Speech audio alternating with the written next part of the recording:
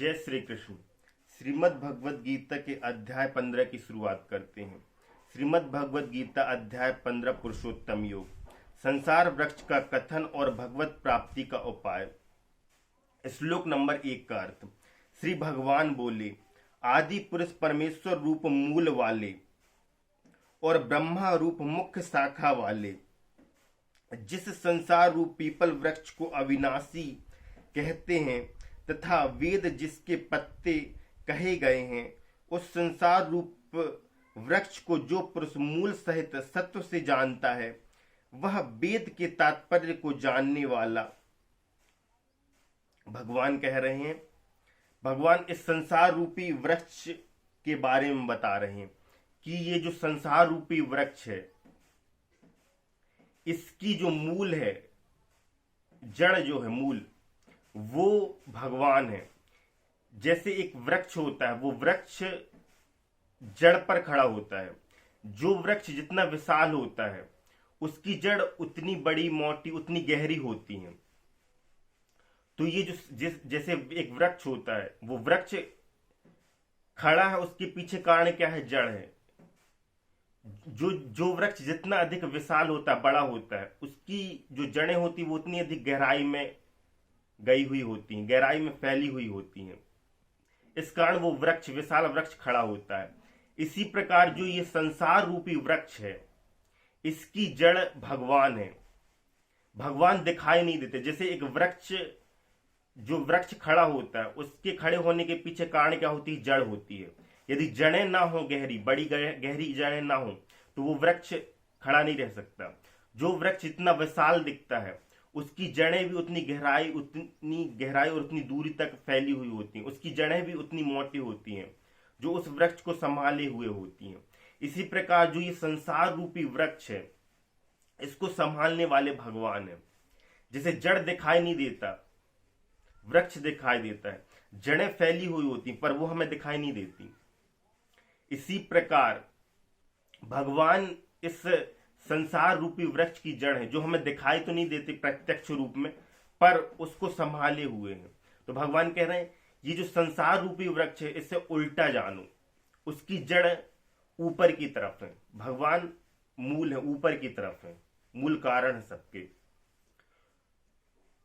और उसकी जो, उस वृक्ष की जो तना है, वो ब्रह्मा जी हैं, और उसकी शाखाएं फिर फैली हुई हैं।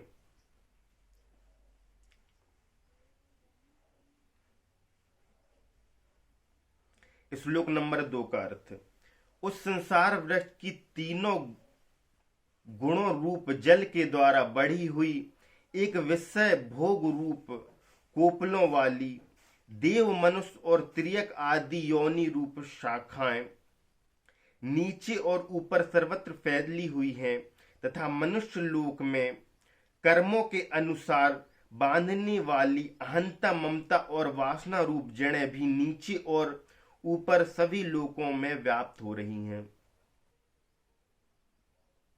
भगवान कह रहे हैं, उस संसार वृक्ष की तीनों गुणों रूप जल के द्वारा बढ़ी हुई विषय भोग रूप कोपलों वाली, ये विषय भोग रूपी कोपलें स्पर्श, रूप, रस और गंध, ये पांचों स्थूल देह और इंद्रियों की अपेक्षा सूक्ष्म होने के कारण उन शाखाओं की कोपलों के रूप में कही गए हैं। देव, मनुष्य और त्रियक आदि योनिया रूप शाखाएं हैं। उस जो संसार रूपी वृक्ष है, उसकी शाखाएं कौन है? देवता है, मनुष्य है। देव रूपी शाखाएं से बहुत सारे देवता उत्पन्न हो जाते हैं। मनुष्य रूपी शाखा से बहुत से मनुष्य उत्पन्न हुए हैं। त्रियक आदि योनिया, ये सब उस वृक्ष की शाखाएं हैं। उस वृक्ष के जो मूल हैं, वो ब्रह्मा जी हैं। उसकी जो तना है, वो ब्रह्मा जी हैं, क्योंकि ब्रह्मा जी से ही सभी देवताओं की उत्पत्ति हुई है। ब्रह्मा जी से ही सभी देवता उत्पन्न हुए हैं।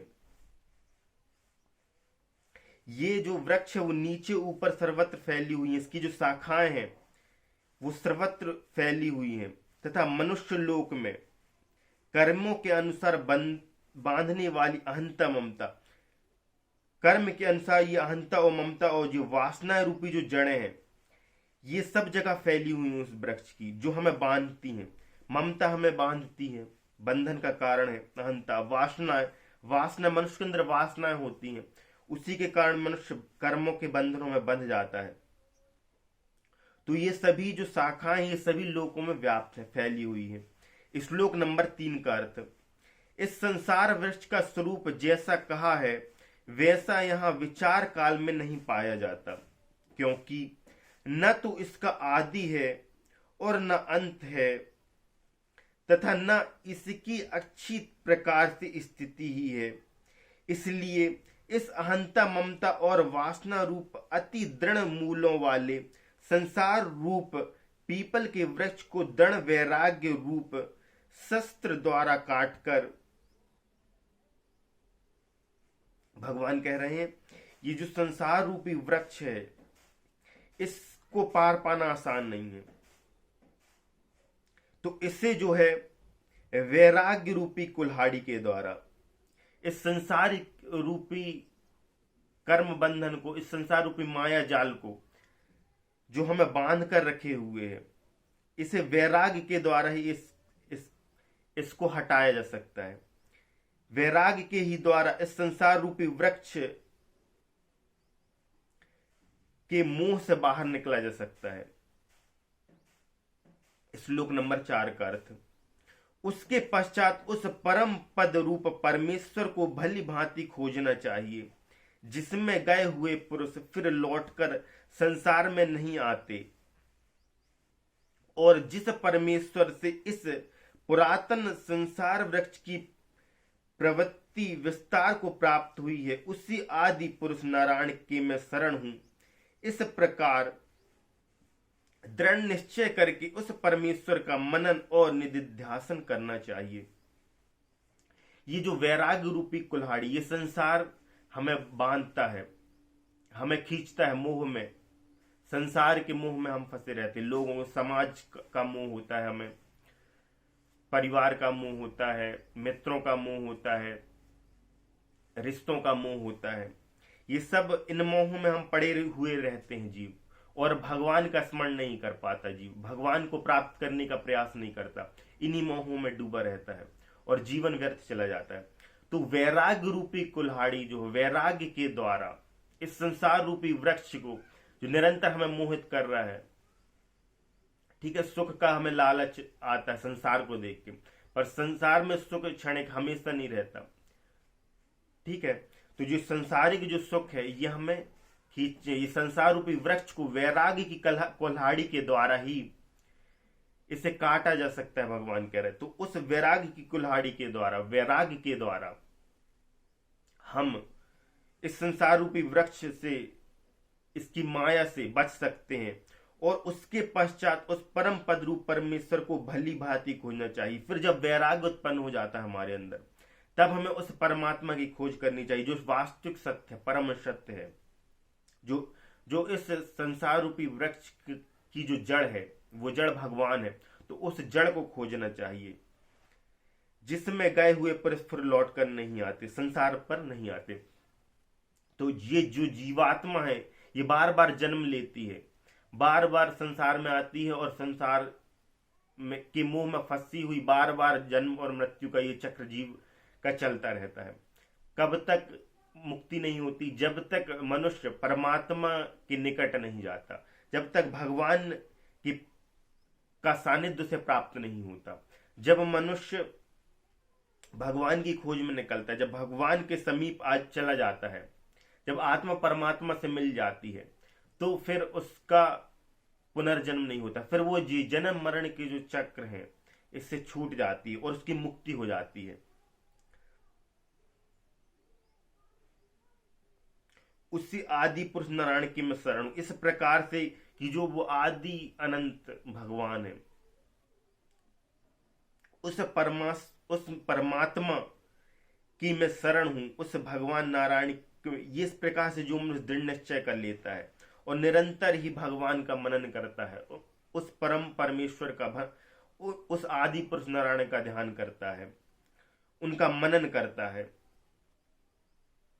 तो वह मुक्ति को प्राप्त होता है। श्लोक नंबर 5 का अर्थ, जिनका मान और मोह नष्ट हो गया है, जिन्होंने आसक्ति रूप दोष को जीत लिया है, जिनकी परमात्मा के स्वरूप में नित्य स्थिति है और जिनकी कामनाएं पूर्ण रूप से नष्ट हो गई हैं, वे सुख दुख नामक द्वंद्वों से विमुक्त ज्ञानी जन उस अविनाशी परम पद को प्राप्त होते हैं। जिनका मान और मोह नष्ट हो गया, जिनके अंदर मोह नहीं है, जिन्हें मान की अभिलाषा नहीं कि हमें सम्मान मिले या मान मिले, जिनके अंदर आसक्ति नहीं है, आसक्तियों को, जो आसक्ति रूप दोष है जीव के अंदर कि हमें सम्मान मिले, हमारे पास पद हो या हमारे पास प्रतिष्ठा हो, हमारे पास धन हो, हमारे पास भोगों की वस्तुएं हैं हमें हो, हमारे पास सुख साधन हो, तो ये जो आसक्ति है, इनसे जो ऊपर उठ चुका है जो जीव, इन आसक्तियों को जिसने जीत लिया है, वही परमात्मा के स्वरूप, नित्य स्वरूप, जो परमात्मा का स्वरूप है, जो भगवान का स्वरूप है, उसमें वही जीव ही स्थिर रह पाता है, स्थिर रह सकता है, जिसकी कामना पूर्ण रूप से नष्ट हो गई। भगवान कह रहे हैं जिसकी और कोई कामना नहीं, जो सिर्फ मुझे चाहता है, जिसकी मेरे चरणों में प्रीति है, जो सिर्फ मुझे चाहता है, वही जीव क्या है, वे सुख दुख नामक द्वंद्वों से विमुक्त ज्ञानी जन उस अविनाशी परम पद को प्राप्त होते हैं। उस परम पद को भी जीव प्राप्त कर लेते हैं जो अविनाशी, जिस पद का कभी नाश नहीं होता, जो सुख दुख द्वंद्वों से ऊपर उठ चुके हैं, जो ज्ञानी जन। कि जीवन में सुख आता है वह भी शाश्वत नहीं, वह भी हमेशा नहीं रहता, दुख आता है वह भी शाश्वत नहीं है। तो ये सुख दुख का खेल ये संसार में चलता रहता है, सुख दुख व्यक्ति के जीवन में आते रहते हैं। तो इन दोनों से जो ज्ञानी जन ऊपर उठ जाता है, वही उस परमात्मा के जो परम पद को पाने का अधिकारी बन जाता है, वही परमात्मा के परम पद का पाने का अधिकारी है। श्लोक नंबर 6 का, जिस परम पद को प्राप्त होकर मनुष्य लौटकर संसार में नहीं आते, उस स्वयं प्रकाश परम पद को न सूर्य प्रकाशित कर सकता है, न चंद्रमा और न अग्नि ही, वही मेरा परम धाम है। भगवान कह रहे हैं उस परम पद को जो मनुष्य प्राप्त कर लेता है, उस परम पद के कई शास्त्रों में ने कई तरीके से बखान किया, उसे मोक्ष कहा है, निर्वाण कहा है, ऋषियों ने संतों ने कई प्रकार से उसको कहा, उसे वैकुंठ कहा है। तो उस जो वो वैकुंठ है, जो परम धाम है भगवान का, उससे फिर मनुष्य दोबारा लौटकर इस संसार में नहीं आता।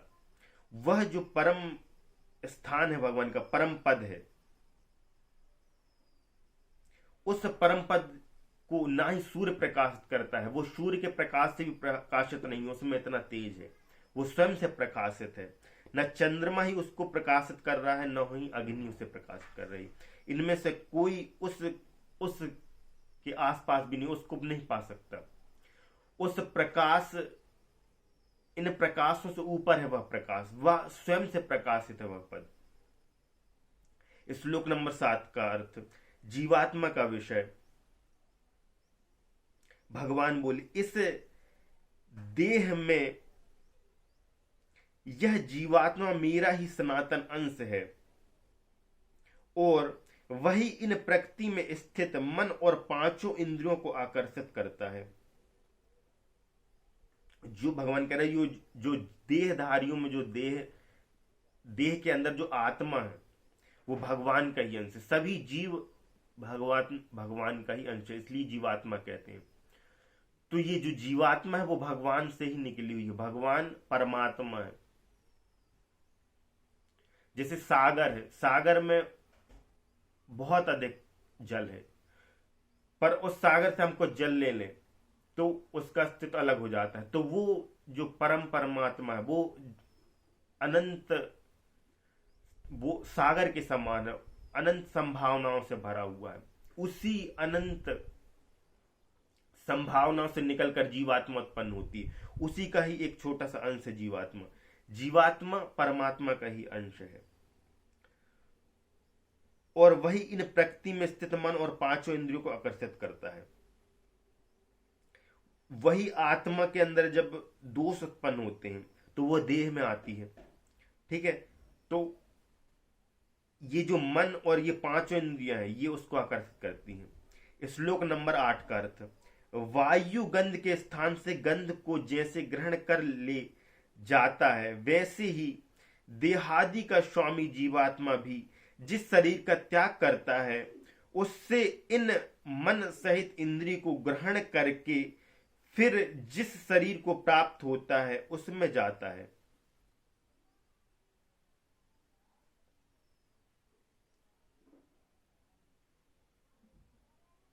श्लोक नंबर 9 का अर्थ, यह जीवात्मा श्रोत्र चक्षु और त्वचा को तथा रसना घ्राण और मन को आश्रय करके अर्थात इन सबके सहारे से ही विषयों का सेवन करता है।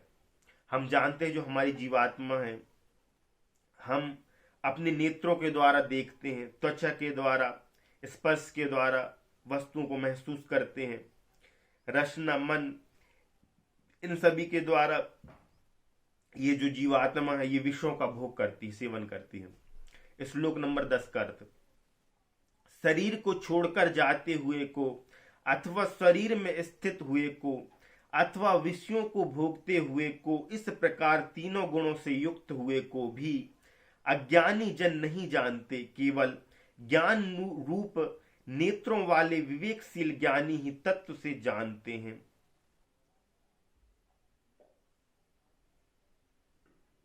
शरीर को छोड़कर जाते हुए को, शरीर के स्थित हुए को और विषयों को भोगते हुए को इस प्रकार तीनों गुणों से युक्त को अज्ञानी जन नहीं जानते। जो अज्ञानी जन है वो इस आत्मा के स्वभाव को नहीं जानते, केवल ज्ञानी जन जो विवेकी जन है वही इस आत्मा और परमात्मा के रहस्य को जानते, वही तत्व को जानने वाले लोग हैं। वे ही ज्ञानी जन उस परमात्मा की गुणों को जानते कि ये जो आत्मा है ये इन सब विषयों का भोग करने वाली है। श्लोक नंबर 11 का अर्थ, यत्न करने वाले योगी जन भी अपने हृदय में स्थित इस आत्मा को तत्व से जानते हैं, किंतु जिन्होंने अपने अंतःकरण को शुद्ध नहीं किया है ऐसे अज्ञानी जन तो यत्न करते रहने पर भी इस आत्मा को नहीं जानते। जो निरंतर यत्न कर रहे हैं अपने आत्मा को, अपने अंतर आत्मा को, अपने सहज स्वभाव को जानने का प्रयास कर रहे हैं, जो स्वाध्याय में लगे हुए हैं। स्वाध्याय मतलब स्वयं का मनन करना, स्वयं को जानने का प्रयास करना कि हम क्या हैं, हमारा स्वभाव क्या है, हमारे गुण क्या है। ये सब स्वाध्याय के अंतर्गत आता है कि आत्मज्ञान की खोज, स्वयं की खोज, मेरे गुण क्या है, मेरा स्वभाव क्या है, मेरी संभावना क्या है, स्वयं का मंथन, ये स्वाध्याय के अंतर्गत आता है। तो यत्न करने वाले योगी जन आत्मा को तत्व से जानने वाले होते हैं, किंतु जिन्होंने अपने अंतःकरण को शुद्ध नहीं किया, यदि जिनका अंतःकरण शुद्ध नहीं है तो वो अपनी आत्मा के सहज स्वभाव को नहीं जान सकते। अंतःकरण को शुद्ध करना हमें जरूरी है। जब हमारा अंतःकरण शुद्ध होगा तभी उस अंतःकरण में भगवान का वास होगा। यदि आपका हृदय शुद्ध नहीं तो आपके हृदय में भगवान का वास नहीं हो सकता। आपको भगवान को रखना है तो अपने अंतःकरण को शुद्ध करना पड़ेगा, अपने हृदय को शुद्ध करना पड़ेगा। आपके हृदय में मलिनता है, दोष है, छल कपट ईर्ष्या, इन्हें यही सब अवगुण भरे हुए हैं, अवगुण संस्कार, इसी प्रकार के संस्कार यदि आपके हृदय में भरे हुए हैं तो आपके हृदय में भगवान कैसे वास करेंगे। आपको यदि भगवान को अपने हृदय में वास कराना है तो पहले उसको शुद्ध करना होगा। यदि हमें किसी वस्तु को रखना है तो पहले हम उसकी सफाई कर दें, उसको साफ स्थान में रखते हैं। तो भगवान परम शुद्ध रूप है, हमें अपने हृदय में भगवान को रखना है तो अपने हृदय को साफ करना पड़ेगा। जब हम उसको साफ करेंगे, जब उस गंदगी को हटाएंगे तभी तो वहां पे जगह खाली होगी, तभी तो भगवान वास करेंगे। हमारा हृदय पहले से ही मलिन है, लोगों का छल कपट द्वेष, इसी प्रकार के संस्कार लोगों के अंदर है। दूसरों के प्रति ईर्ष्या, घृणा, द्वेष, दूसरे का बुरा चाहना, कैसे दूसरे का बुरा करें, इसी प्रकार की जिन लोगों के मन में इस प्रकार की बुरे संस्कार, नकारात्मक सोच, नकारात्मक वृत्तियों से भरा है जो जीव, उसके हृदय में परमात्मा वास नहीं करते, उसके हृदय में परमात्मा वास नहीं कर सकते। हमें अपने हृदय में परमात्मा को जगह देनी तो पहले हमें अपने हृदय को शुद्ध करना होगा, उससे पवित्र करना होगा, साफ करना होगा। जब हमारा हृदय साफ होगा, अंतःकरण, हमारे हृदय में प्रेम होंगे, अच्छे संस्कार होंगे, प्रेम, सद्भाव, सद्गुण, उदारता, परोपकार, ऐसी भावनाएं जब हमारे हृदय में होंगी, जिन जिन जीवात्मा, जिन महापुरुषों के हृदय में इस प्रकार के संस्कार होते हैं, जिन लोगों के हृदय में, वही महापुरुष होते हैं। उन्हीं के हृदय में भगवान का वास होता है। श्लोक नंबर 12 का अर्थ, सूर्य में स्थित जो तेज संपूर्ण जगत को प्रकाशित करता है तथा जो तेज चंद्रमा में है और जो अग्नि में है, उसको तू मेरा ही तेज जान। भगवान कह रहे हैं जो सूर्य में तेज प्रतीत हो रहा वह मेरा ही तेज है, मेरे ही अंश से सूर्य प्रकाशित है, भगवान के ही अंश से चंद्रमा प्रकाशित है। चंद्रमा में तो जो तेज है वो भगवान का अंश है, अग्नि में जो तेज है वो भी भगवान का अंश है। श्लोक नंबर 13 का अर्थ, और मैं ही पृथ्वी में प्रवेश करके अपनी शक्ति से सब भूतों को धारण करता हूं और रस स्वरूप अर्थात अमृतमय चंद्रमा होकर संपूर्ण औषधियों को अर्थात वनस्पतियों को पुष्ट करता हूं।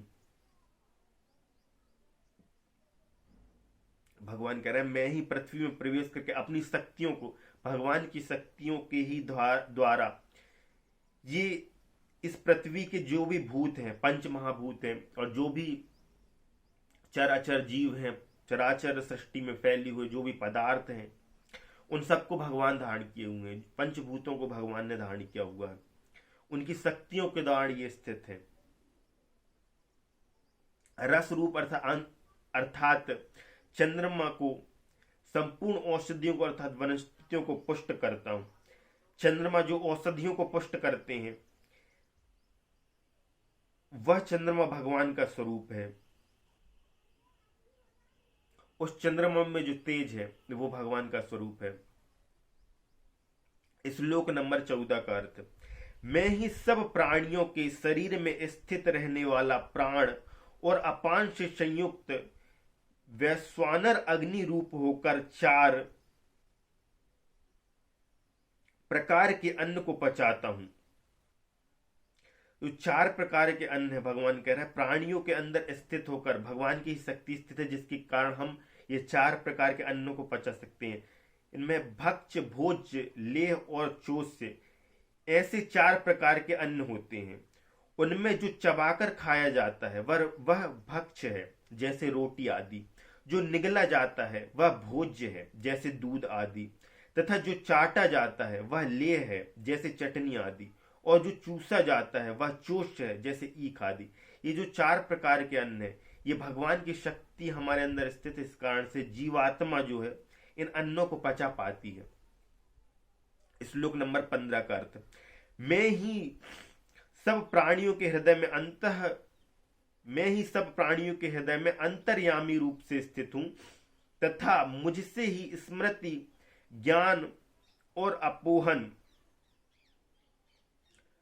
विचार द्वारा बुद्धि में रहने वाले संशय, विपर्यन आदि दोषों को हटाने का नाम अपोहन है, इसे अपोहन कहते हैं, होता है। और सब वेदों द्वारा मैं ही जानने योग, सर्व वेदों का तात्पर्य परमेश्वर को जानने का है, इसलिए सब वेदों द्वारा जानने के योग एक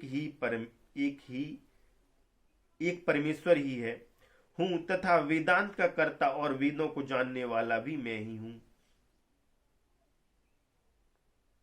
भगवान कह रहे हैं मैं ही संपूर्ण प्राणियों के हृदय में अंतर्यामी रूप से स्थित हूं। स्मृति, ज्ञान और अपोहन ये जो होता है मुझसे ही है।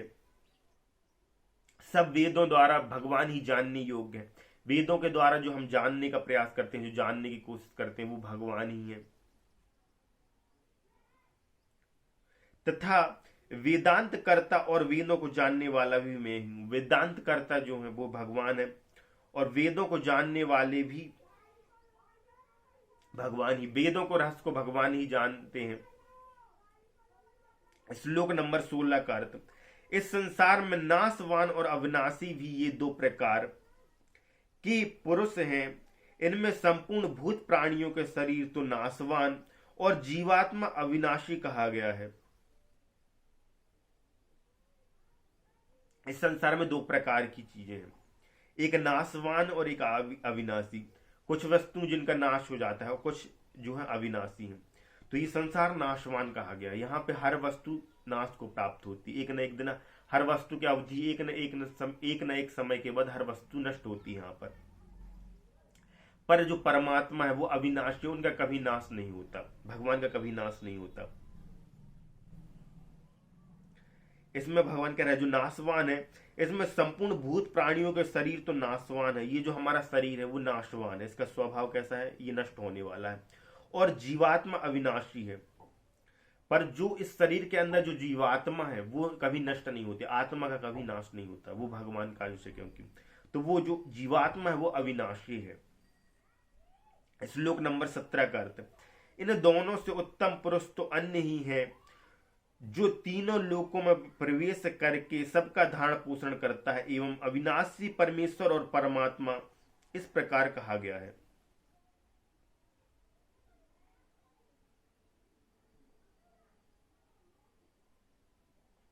वो भगवान तीनों लोकों में प्रवेश करने वाले और सबका धारण पोषण करने वाले हैं। भगवान का स्वभाव धारण पोषण करना, अविनाशी है। श्लोक नंबर 18 का अर्थ, क्योंकि मैं नाशवान जड़ वर्ग क्षेत्र से तो सर्वथा अतीत हूं और अविनाशी जीवात्मा से भी उत्तम हूं, इसलिए लोक में और वेद में भी पुरुषोत्तम नाम से प्रसिद्ध हूं।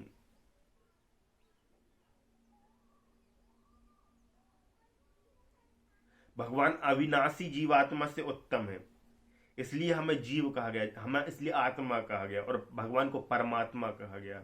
भगवान परमात्मा जो सबसे बड़ी आत्मा, तो भगवान जीवात्मा से उत्तम है, इसलिए लोक और वेद में भी पुरुषोत्तम नाम से प्रसिद्ध है, इसलिए भगवान को पुरुषोत्तम कहा गया है। जीव अपने आप को पुरुष मानता है, पुरुष, और भगवान है पुरुषोत्तम, जो पुरुषों में सबसे उत्तम, तो भगवान को इसलिए पुरुषोत्तम कहा गया है, उनका नाम पुरुषोत्तम है। श्लोक नंबर 19 का अर्थ, भारत जो ज्ञानी पुरुष मुझको इस प्रकार तत्व से पुरुषोत्तम जानता है, वह सर्वज्ञ पुरुष सब प्रकार से निरंतर मुझ वासुदेव परमेश्वर को ही भजता है। अर्जुन से भगवान कह रहे हैं, जो ज्ञानी पुरुष मुझको इस प्रकार तत्व से पुरुषोत्तम जानता है कि मैं ही सबसे उत्तम हूं, सर्वश्रेष्ठ हूं, और मैं ही पाने योग्य हूं, और मैं ही सब कुछ हूं, इस प्रकार से जो मनुष्य मुझे जानता है वह मुझ वासुदेव को निरंतर भजता है। वह मनुष्य भगवान को का निरंतर ध्यान करता है, भगवान को भजता है। श्लोक नंबर 20 का, हे निष्पाप अर्जुन, इस प्रकार यदि अति रहस्य युक्त गोपनीय शास्त्र मेरे द्वारा कहा गया, इसको तत्व से जानकर मनुष्य ज्ञानवान और कृतार्थ हो जाता है। ये गोपनीय रहस्य तो मैं बता रहा हूं कि मैं ही सबका कारण भूत हूं, सबका कारण, सब कारण का भी कारण मैं हूं, तो ये गोपनीय शास्त्र मैं तुझे बता रहा हूं। इसको जो मनुष्य तत्व से जान जाता है वह मनुष्य धन्य हो जाता है, कृतकृत्य हो जाता है। अर्जुन हीरा है, भगवान जानते हैं, और भगवान जौहरी है। अर्जुन हीरा है, उस हीरे की कीमत उसके आसपास लोग जो फैले हैं, आसपास के जो लोग हैं वो भले ना जाने अर्जुन को, अर्जुन के स्वभाव को कि अर्जुन हीरा है, पर भगवान जौहरी है। भगवान को पता है कि ये हीरा है और इसे कैसे तराशना है, तो ये जो तत्व ज्ञान का उपदेश देकर भगवान अर्जुन को तराश रहे हैं। ओम तत्सदिति श्रीमद् भगवद गीता उपनिषत्सु ब्रह्म विद्यायाम योग शास्त्रे श्री कृष्ण अर्जुन संवादे पुरुषोत्तम योगो नाम पंचदशो अध्याय। यहाँ पर श्रीमद् भगवद गीता के अध्याय 15 का पुरुषोत्तम योग, यहाँ पे अध्याय 15 संपूर्ण होता है। जय श्री कृष्ण।